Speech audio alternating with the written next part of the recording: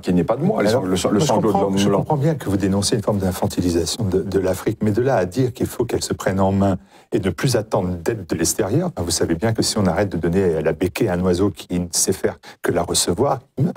Non, mais l'Afrique, les Africains sont capables de vivre. Les Africains, à travers le temps, à travers l'histoire, ont montré qu'ils avaient traversé diverses épreuves. Le problème, c'est que nous avons imposé un mode de développement à l'Afrique. C'est cela. Développement, ce n'est pas la coopération. Quand De Gaulle a donné l'indépendance à ces pays africains, il ne leur a jamais promis le développement. Il leur a promis la coopération. Or, la coopération s'est transformée en développement. Qui dit développement par rapport à nos modèles. Alors, pendant un certain temps, certains pays, les pays soviétiques, ont voulu proposer les modèles de type socialiste, pendant que nous proposions les modèles de type libéral. Tous ont échoué. Le drame, c'est que tous ces modèles plaqués sur l'Afrique sont des modèles qui sont des modèles étrangers à l'Afrique. Pourquoi ? Car ce sont des modèles qui reposent sur des expériences individualistes. Or, les Afriques sont des partis communautaires.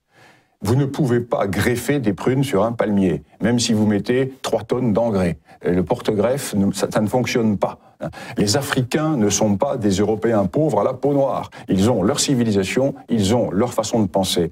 Et ce qui est traumatisant pour l'Afrique, c'est de vouloir les considérer précisément comme des Européens pauvres à la peau noire. Alors, tous les modèles qui ont marché, entre guillemets, chez nous, doivent leur être appliqués.